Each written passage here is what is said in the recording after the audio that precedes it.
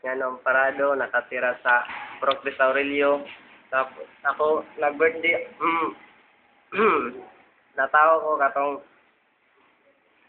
January 23, 1994. Tapos,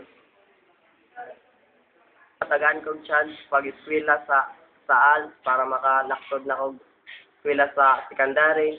Tapos, ako karon bugoy-bugoy sa karon kay wala pa man ko work karon na kuan.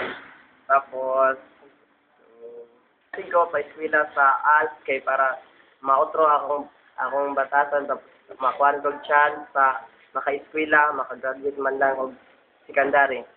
Akong sultihan karon akong mga barkada sa ALS, akong barkada na pa-eskwelahon sa ALS katong wala ka eskwela.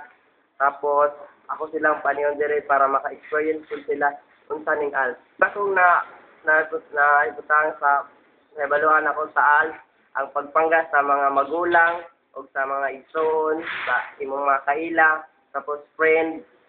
Karon, kabalo na ko mo text tungod sa mga friend nako kay kung wala akong friend dili ko maka-text tapos makakuha na ko computer tungod ka server ni sa ALS.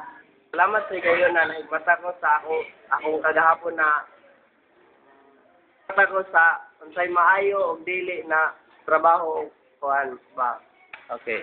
Do hope na magpadayon ning programa nga ALS na daghay matabangan pa na mga mahirap na mga tao diri sa Pinagat Island.